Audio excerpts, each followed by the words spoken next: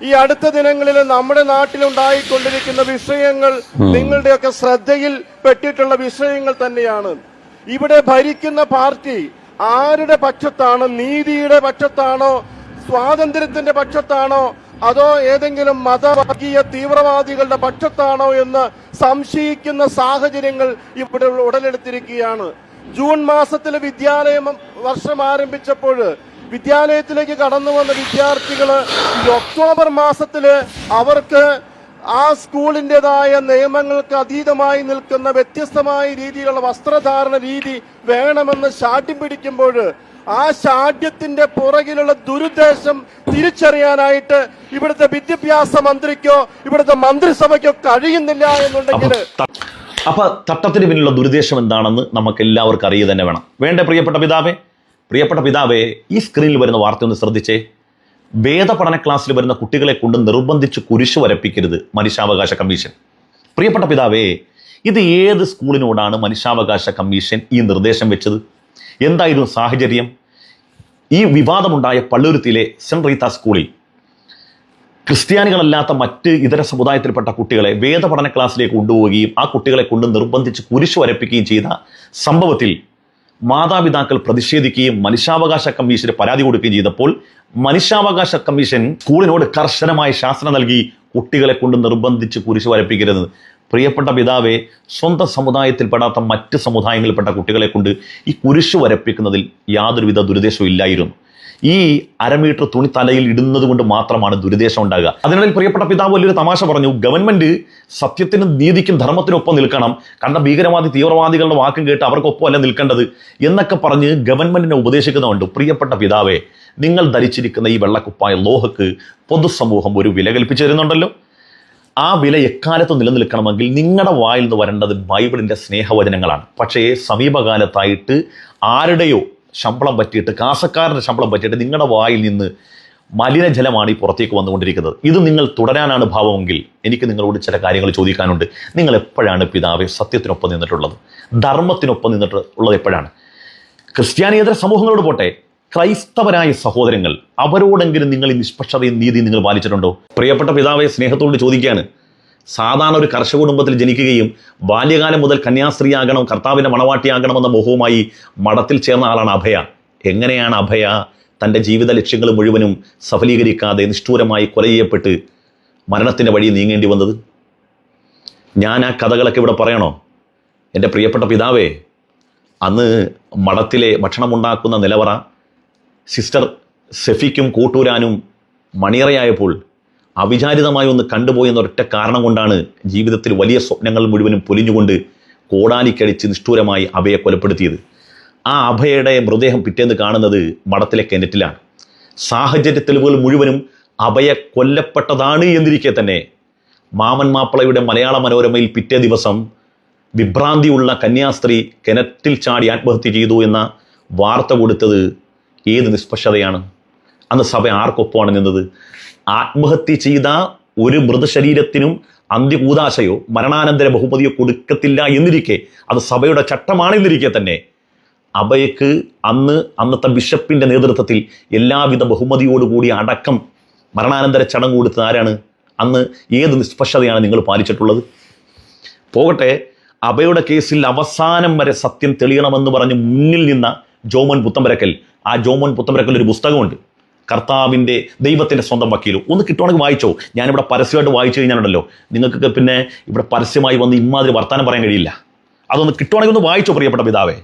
അന്ന് ഈ ജോമോൻ അഭയുടെ വിഷയത്തിൽ സത്യം തെളിയണമെന്ന നിഷ്പക്ഷതയോടുകൂടി തുടക്കം മുതൽ അവസാനം വരെ ഒരേ നിലപാടിൽ നിന്നുകൊണ്ട് ജോമോനുണ്ടായ നഷ്ടം എന്താണ്? സ്വന്തം ജ്യേഷ്ഠനായ ഉതുപ്പിനെ കൊണ്ട് കോടാലിക്ക് അദ്ദേഹത്തിനെ പുറത്തു വിട്ടി. സഭ എന്ന ആർക്കൊപ്പമാണ്? എരക്കൊപ്പമായിരുന്നു, വേട്ടക്കാരനൊപ്പമായിരുന്നു. എന്തിനാണ് പാലക്കാട് റോബിൻ കാണിച്ചത്? എന്താണ്? ഞാനത് പറയുന്നില്ല, എൻ്റെ വാഗുകൊണ്ട് പറഞ്ഞാൽ ഞാൻ ക്രൈസ്തവ സഹോദരങ്ങളെ വേദനിപ്പിക്കലായി പോകും. സിസ്റ്റർ ലൂസി കളപ്പുരക്കൽ പറയട്ടെ, റോബിൻ എന്തൊക്കെയാണ് കാണിച്ചത്? ഇത്രമാത്രം തെറ്റ് ചെയ്തെന്ന് പറയാൻ നിങ്ങൾക്ക് എങ്ങനെ തോന്നുന്നു?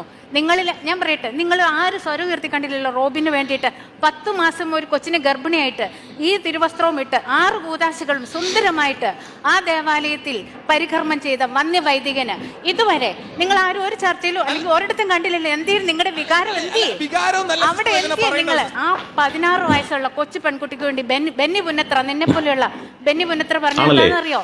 പ്രായപൂർത്തിയാകാത്ത പെൺകുട്ടിയെ പീഡിപ്പിച്ച് ഗർഭിണിയാക്കുകയും യാതൊരുവിധ കൂസലുമില്ലായിരുന്ന റോബിൻ അതിനുശേഷവും കുർബാന നടത്തുകയും സുവിശേഷ പ്രഭാഷണമൊക്കെ നടത്തിയിരുന്ന ഈ റോബിന് വേണ്ടി അന്ന് നിലകൊണ്ടതാരായിരുന്നു? പെൺകുട്ടിയുടെ പിതാവിന് പൈസ കൊടുത്ത് അദ്ദേഹത്തിന് മനം മാറ്റാൻ വേണ്ടി ശ്രമിച്ചവരാരായിരുന്നു? അതിന്റെ പിന്നിൽ കളിച്ചവരാരായിരുന്നു?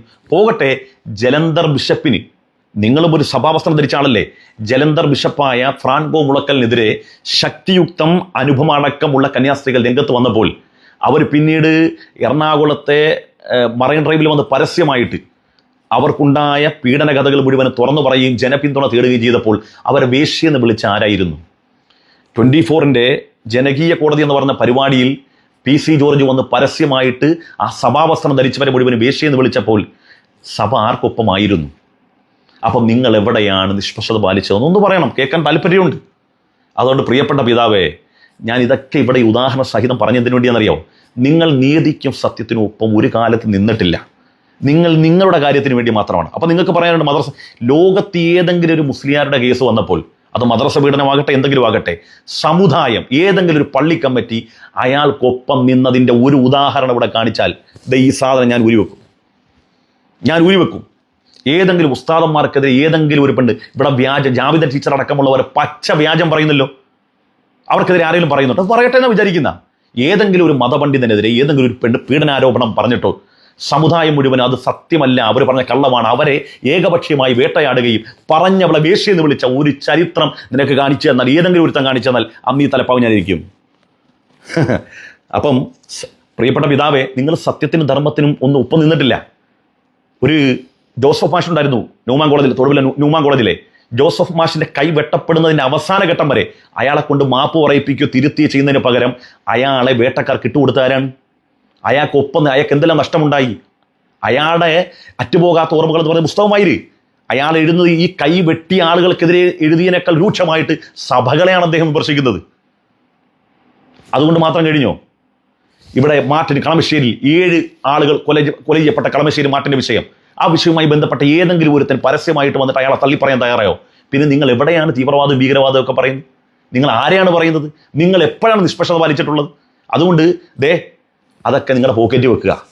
ഇനിയും ഇത്തരം വർത്തമാനങ്ങൾ, ഞങ്ങൾക്ക് ഈ പിതാക്കന്മാരോടൊക്കെ ഒരു ബഹുമാനമുള്ളതാണ്, ഇത് തുടരാനാണ് എങ്കിൽ എടുക്കാൻ ഏറെ പുസ്തകങ്ങൾ കയ്യിലുണ്ട്, വായിക്കാൻ ഏറെയുണ്ട്. ആ ബ്രിട്ടീഷ് കാലഘട്ടം മുതൽ ഇങ്ങോട്ട് പലതും പരസ്യമായിട്ട് വായിക്കേണ്ടി വരും. അതുകൊണ്ട് ഇവിടെ ക്രിസ്ത്യാനിയും മുസ്ലിമും ഹിന്ദുവും ഒക്കെ നല്ല നിലയിൽ നല്ല പാരസ്പര ബഹുമാനത്തോടി പോവുകയാണ്. അതിന് വികാസിപ്പിക്കുന്ന നിലയ്ക്ക് ഈ വെള്ളക്കുപ്പായിട്ടുണ്ടെന്ന് തോന്നിയാസം നമ്മാരുത്തരവും പറഞ്ഞാൽ ഇതിന് കറ പുരളുന്ന രൂപത്തിൽ പറയേണ്ടി വരും. കേരളത്തിലെ മുസ്ലിം പണ്ഡിതന്മാരെ മിണ്ടാതിരിക്കുന്നവരെ കഴിവുകൊണ്ടല്ല. ഇവിടെ ബഹുമാനപ്പെട്ട APS ആണെങ്കിലും ജിഫിരി തങ്ങളൊക്കെ മിണ്ടാതിരിക്കുന്നത് ഞങ്ങളുടെ ആരെ കഴിവുകേടും ഞങ്ങളുടെ നാവ് വഴങ്ങാത്തോണ്ടൊന്നുമല്ല. 2 കൈയും കൂട്ടിയടിക്കുമ്പോൾ ശബ്ദം ഉണ്ടാവും. നിങ്ങൾ എന്തെങ്കിലും പറയട്ടെ എന്ന് വിചാരിച്ചിട്ടാ. ഖുർആന്റെ ഒരു വചനമുണ്ട്, വിവരമുള്ളവനും വിവരമില്ലാത്തവനും സമമാണോ? വിവരമില്ലാത്തവൻ എന്തെങ്കിലും പറയുമ്പോൾ അതിനൊപ്പം മറ്റുള്ളവന് തുള്ളാൻ പാടില്ല എന്നുള്ളതുകൊണ്ടാണ്. ഈ നാട്ടിൽ കുഴപ്പം ഉണ്ടാകണ്ട, 2 കൈ കൂട്ടിയടിച്ച് ശബ്ദമുണ്ടായി പ്രശ്നങ്ങൾ ഉണ്ടാകണ്ട എന്ന് വിചാരിച്ചിട്ടല്ല, നിങ്ങൾ പേടിച്ചിട്ടല്ല. അവസാനമായി ബഹുമാനപ്പെട്ട ചലച്ചിത്ര നടൻ സോമൻ പറഞ്ഞൊരു ഡയലോഗുണ്ട്, അത് പറഞ്ഞുകൊണ്ട് അവസാനിപ്പിക്കുകയാണ്. അന്യം വിയർക്കുന്ന കാശിന് അപ്പവും വീഞ്ഞ് തിന്നിട്ട് കോണ്ടസയിലും ബെൻസിലും കയറി നടക്കുന്ന പളുപളത്ത കുപ്പായക്കാരോട് എനിക്ക് അന്ന് തീർന്നതാണ് പിതാവേ ബഹുമാനം എന്ന് പറഞ്ഞില്ലേ? I am out spoken. അവിടെ കിടക്കട്ടെ.